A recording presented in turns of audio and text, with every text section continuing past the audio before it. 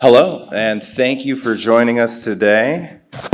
And thank you to IREX for putting on this event like they do every year. It's been a pleasure to be here at the event in Delhi for the past few years in a row, as well as in Mumbai. And great to have many of you here to be able to go through some of the details of the EB-5 program and what to look for coming here in the near future, because there are a lot of changes that are about to be happening for especially Indian-born investors in the EB-5 program.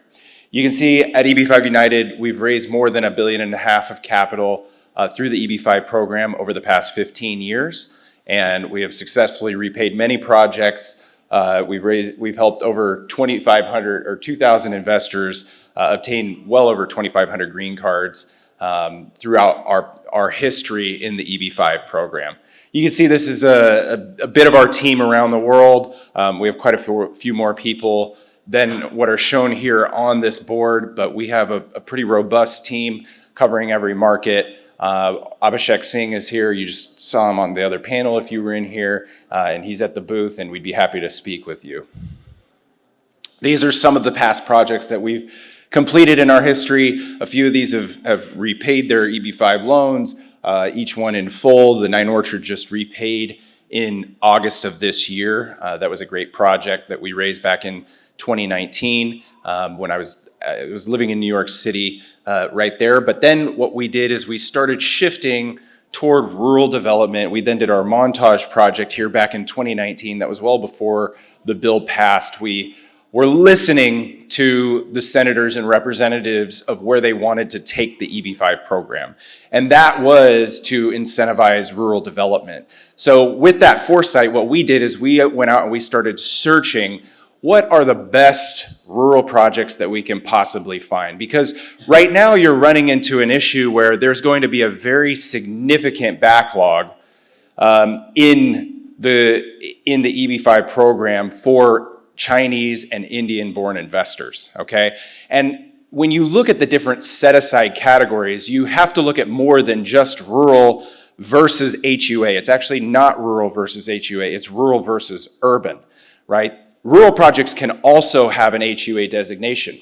So there are also a lot of investors who are going to be investing right now who are going to be utilizing priority processing through the Rural Priority Processing Program, which right now, I mean, we've had, I think, 8 investors approved this month in less than 3 months.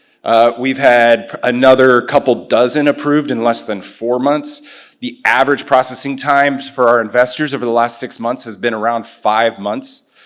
There are people who have a little bit longer times, of course, but oftentimes that includes a request of further evidence from the government. So what's going to happen is people who are investing in rural projects, they're going to be able to take those rural set-aside visas. There is a further backlog in the high unemployment category because there's half as many set-aside visas for Chinese and Indian investors, but the same amount of applicants at this point. However, you can apply in a project that is both high unemployment and rural. You can get the priority processing, and you're going to get a high unemployment visa before the people who do urban high unemployment visas as well. So that backlog difference could be very significant. I mean, we're talking upwards of 10 years, right? And this backlog is forthcoming. If you invest right now, the most important thing to do is make sure that you're working with a strong immigration attorney and that you are sourcing the funds properly, because a request for further evidence could cost you 2 to 5 years in your green card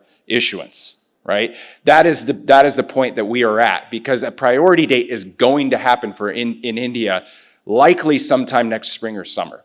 So we're at a kind of a breaking point where you, like Abhishek mentioned earlier on stage, if you are wavering over the EB-5 decision, we're never going to push you to file an EB-5 petition. But if you have made the decision that you are going to file in the EB-5 category for your visa, which is really the only way to get a visa other than marriage for an Indian national in the next decade, you really need to move as quickly as possible. Since the RIA, we have now raised more than $1 billion. We are currently on pace to do about another $1 billion over the next year. And in our projects, you can see this is actually now not up to date because the Yellowstone phase 2, we now have multiple approvals in less than 3 months on that project, and those average times have all moved down. The average processing time for rural projects since the RIA passed was 9 months. Since the Trump administration took over, it's been about 5 months. The Trump administration does support legal immigration, and so this is a form of legal immigration. I want to just discuss briefly how EB-5 projects are set up. You have investors investing $800,000. You keep hearing about an NCE. What that is an EB-5 fund.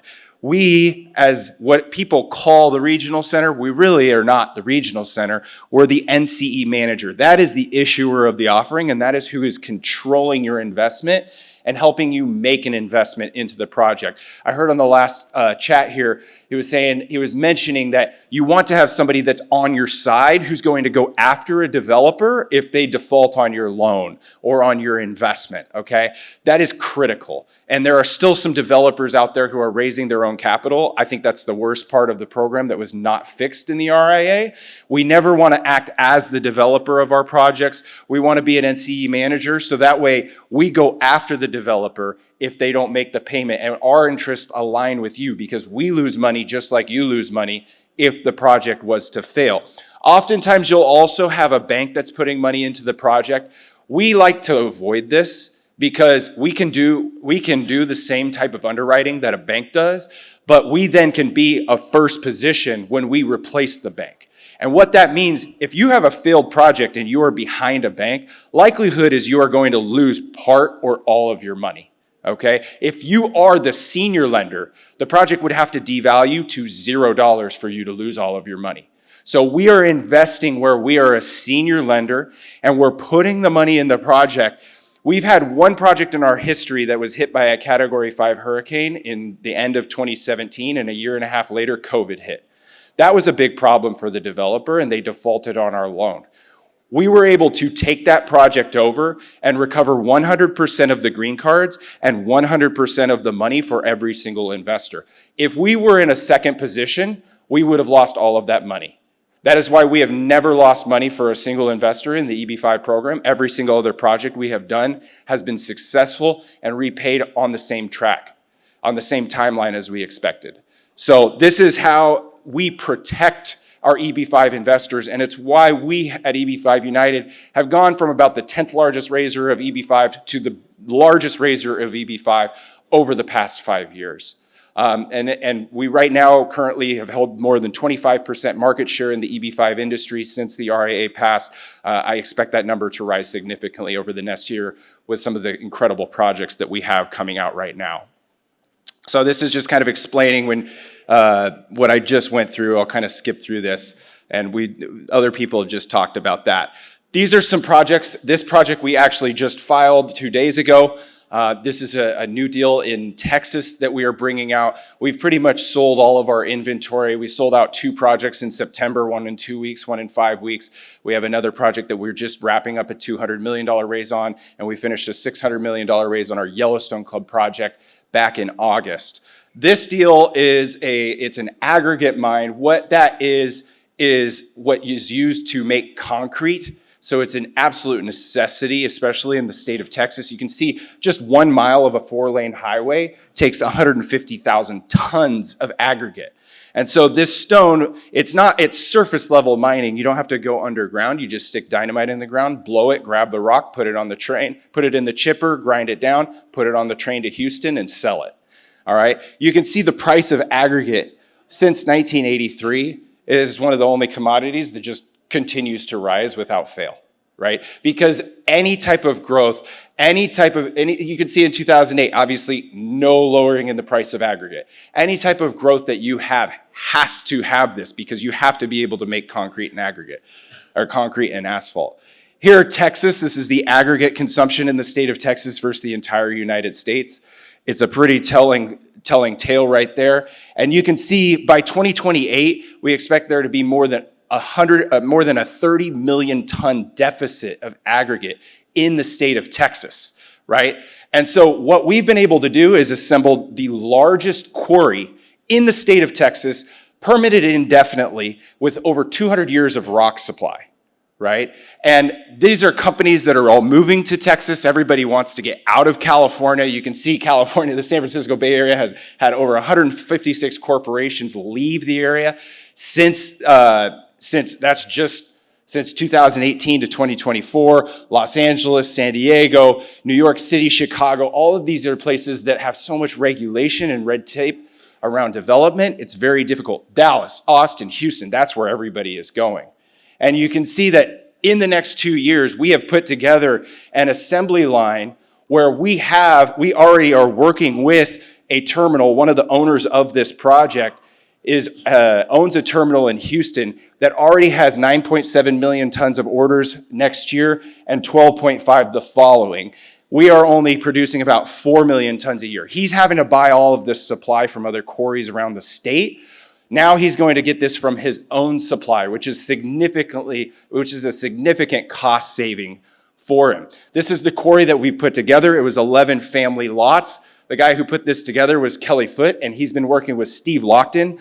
Lockton Insurance Companies is the largest privately held insurance brokerage in the world.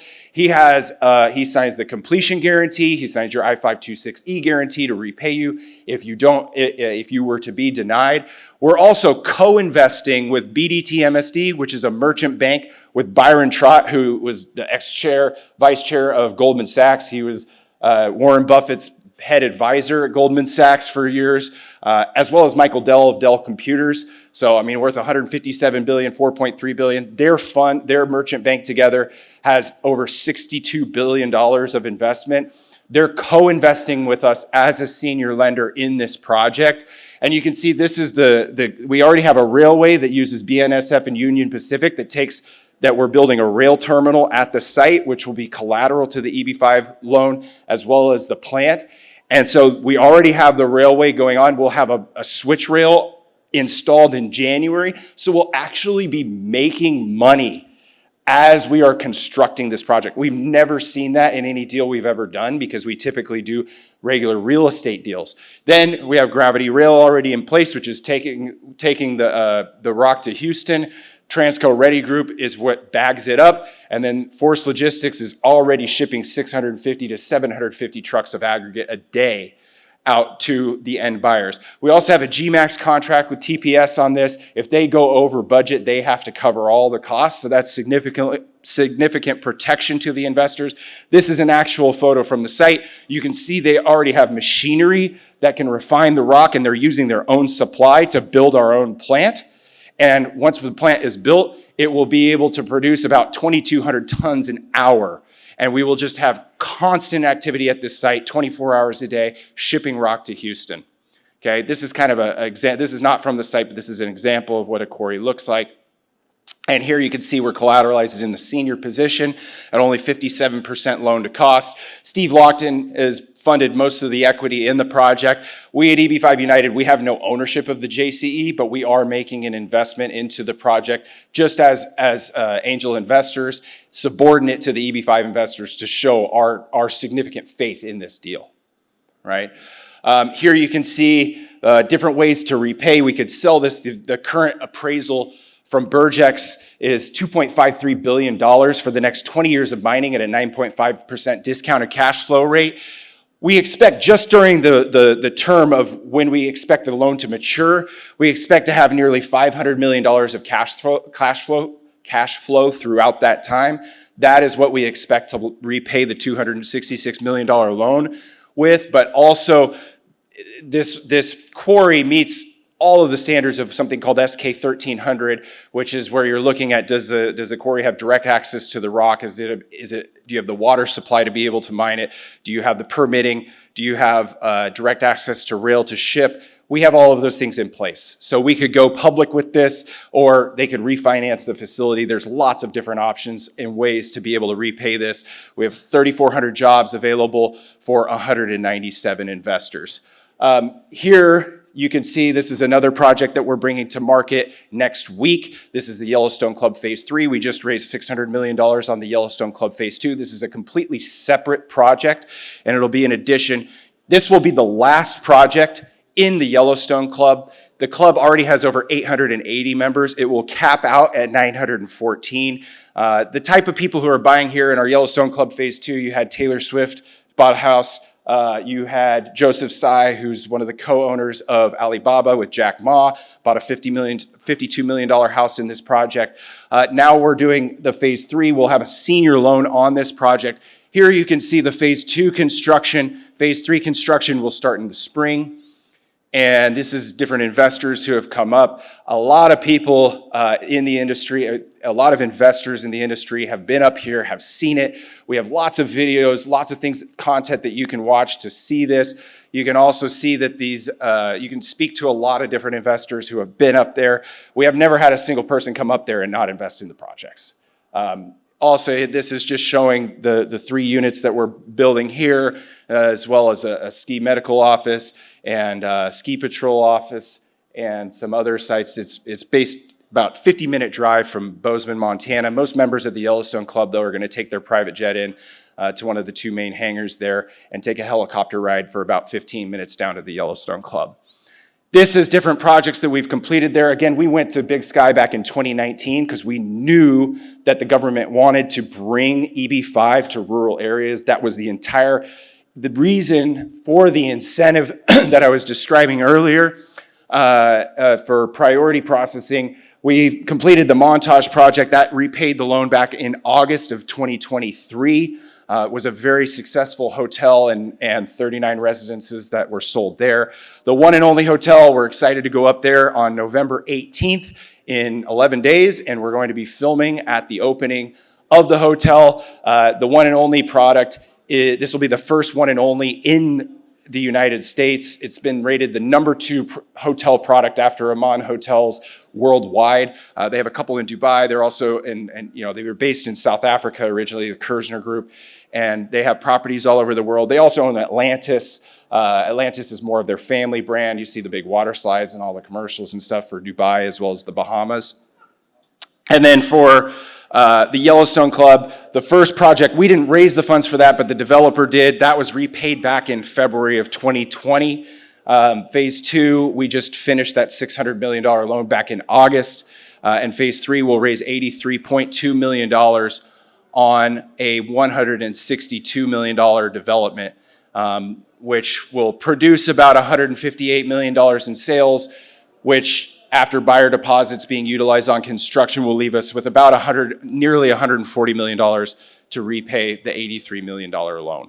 So these are the types of projects that we structure. You can see the job cushion right here. But at EB-5 United, these are the types of projects that we structure.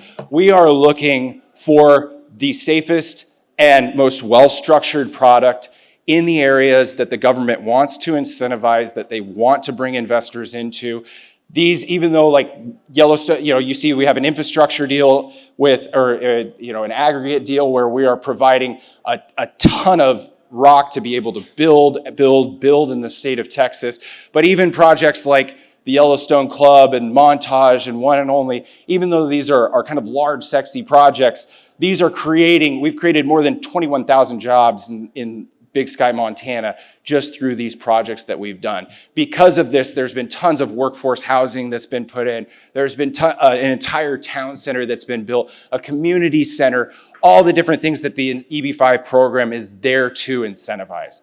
So again, I'll be out here with Abhishek. If you'd like to come speak with us, please let us know. And thank you for joining, and thanks for your time.